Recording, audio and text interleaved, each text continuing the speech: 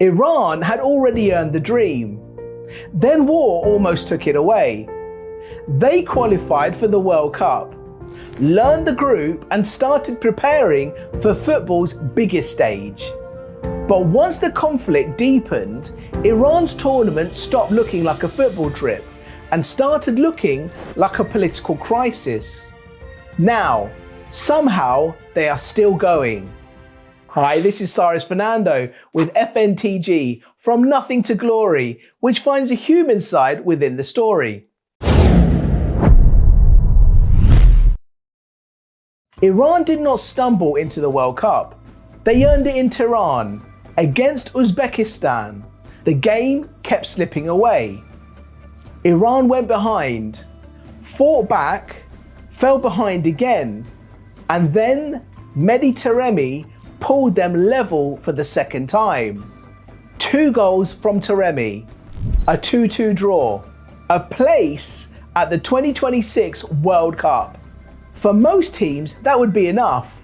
The stadium celebrates, the players embrace, the federation starts planning travel, training camps, and warm-up matches. Fans start thinking about the draw before the sweat has even dried. Iran had done the football part. They qualified for a 4th straight World Cup and their 7th overall. Team Melli were not arriving as tourists. They were arriving as one of Asia's established tournament sides. But qualification did not settle the story. It opened the harder one, because the World Cup was not being played in a distant neutral place. It was being staged across the United States, Canada, and Mexico. For Iran, that changed everything. The dream was already won. Then the map became the problem. Then came Group G: Belgium, New Zealand, Egypt, Iran. On the pitch, that is already complicated. Belgium still carry European name value.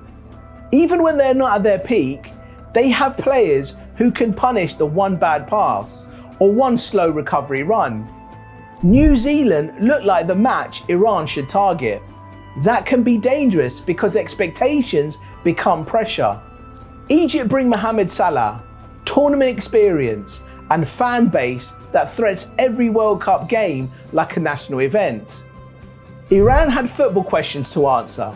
Can they start fast? Can they survive Belgium's quality? Can they keep Salah quiet if the Egypt match decides everything? But those questions were pushed aside. Iran's group stage was tied to American cities: Los Angeles, Seattle, stadiums that should sound like World Cup destinations. For Iran, they sounded different. Every flight would be watched. Every visa would matter. Every security plan could become news. Every anthem could carry tension before the first pass. Iran were no longer preparing only for Belgium, New Zealand, and Egypt. They were preparing for America. Then the crisis reached the tournament. After escalating military conflict involving Iran, the United States, and Israel, Iran's sports minister Ahmed Donyamali said the team could not participate in the World Cup. That sentence changed everything around Team Melli. This was not a fan anger online. This was not a rumour from a local account. It came from government level and made it one clear thing: Iran's World Cup place was now caught inside the war. The players had already qualified. The group had already been drawn. The schedule was already there. Then participation itself became uncertain. That is a strange kind of pain for a footballer. A player can accept losing on the pitch. He can accept a bad draw. He can accept facing stronger teams. But this was different.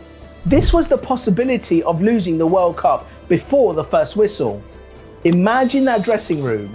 You work your whole life for one tournament. You survive injuries, pressure, bad form, public criticism, and everything that comes with wearing a national shirt. Then your team qualifies. then the dream gets moved into the hands of politicians, security officials, federations, and war. Iran did not lose their place in football terms. War nearly took it away from outside the field. From the outside, some people would say the answer was obvious.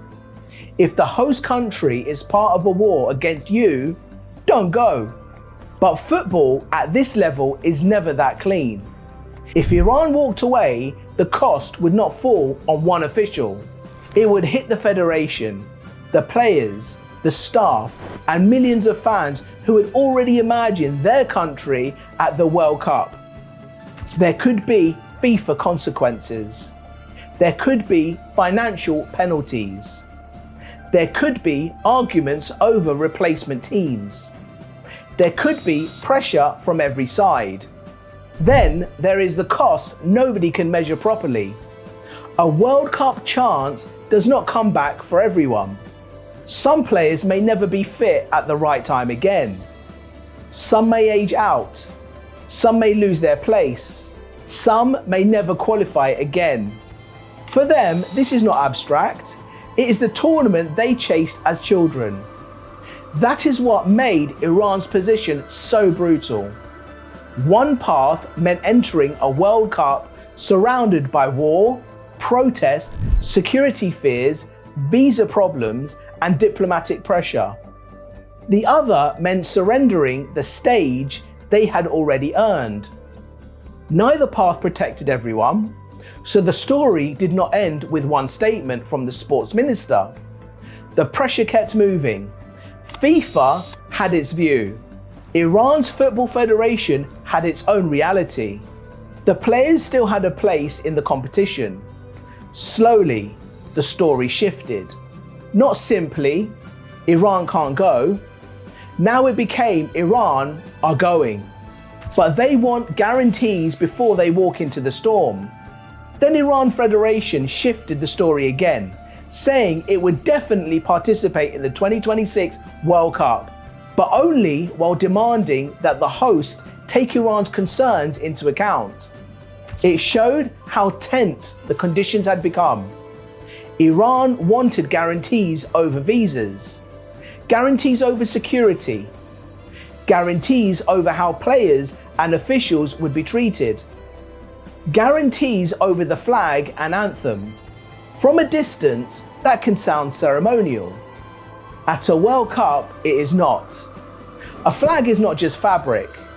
An anthem is not just music. A visa is not just paperwork. A security route is not just logistics. For Iran, each one could become the story. There was also the issue of Iranian officials with ties to the Islamic Revolutionary Guard Corps.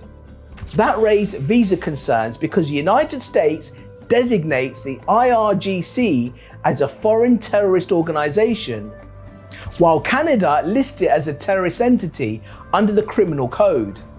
So even before the football match, the tournament had to deal with questions that do not feel like football.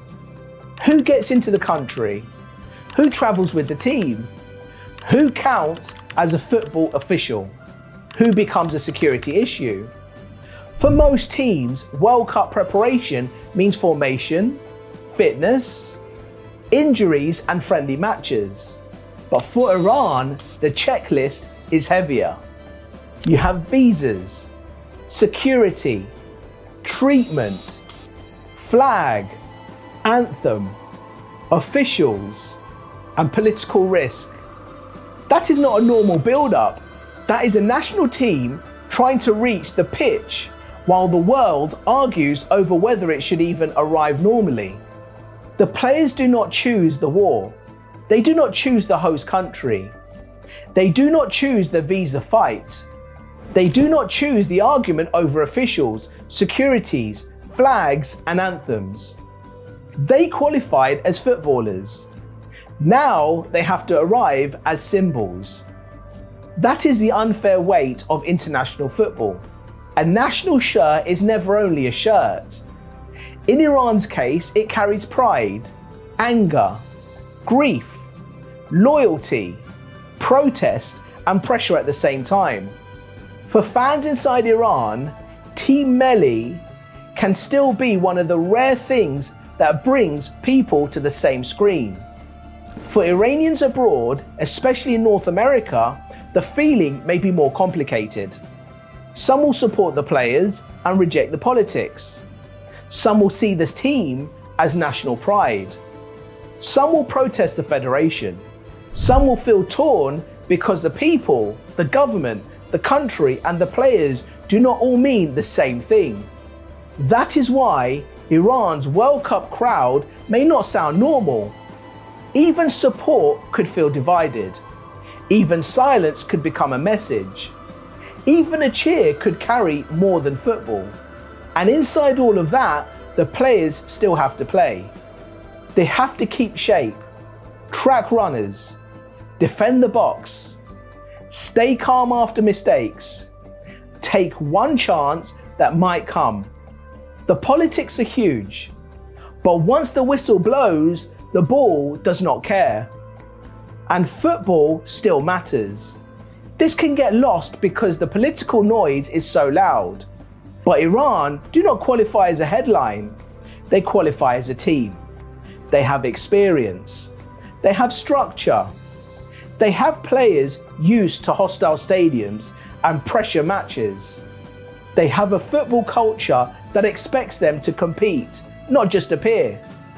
The opening game against New Zealand may define everything. Win that and Iran have a real tournament. Draw or lose and the pressure around the team becomes even harder to manage. Then comes Belgium. That is a test of concentration. Belgium do not need to dominate for 90 minutes. They need one gap, one bad touch, one slow shift across midfield. Then Egypt. By then, the table may be tight. Salah may be carrying a nation's hope. Iran may be carrying even more than that. Iran have to survive the political storm long enough to reach the football. Then they have to play well enough for football to matter again. If they collapse, people will say the war had already beaten them. If they compete, even one win could feel bigger than 3 points. That is why this story is so unusual. Iran are not a debutant country discovering the World Cup for the first time.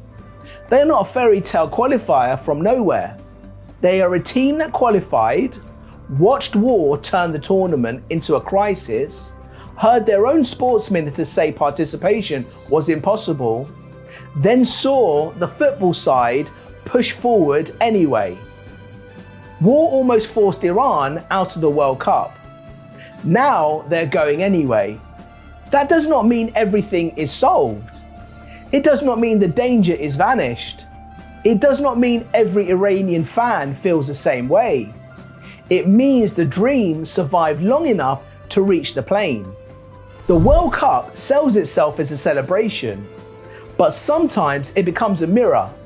It shows the world as it really is. Divided, tense, emotional, still willing to gather around the ball, even when politics outside the stadium feel impossible. Iran's players now walk into that contradiction. They are not going because the storm ended. They are going because the World Cup was too hard to surrender. And when they step onto the field, the real question will not be whether football can erase war. It cannot. The question is whether football can still give people one night where the future feels possible. For Iran, that may be the real reason they're going anyway. Can football still give people one night where the future feels possible? Or has politics made that impossible? Tell me down below, I'd love to know. Before you go, grab the free Smart Fan Toolkit in the description. It's everything you need to plan your World Cup. It's free and the link is down below. And if you want the tactical side of how Iran line up against Belgium, New Zealand and Egypt, FTG Intel has a full breakdown. Click it on your screen right now. I'm Cyrus Fernando. This is FNTG, From Nothing to Glory, and I will see you very soon.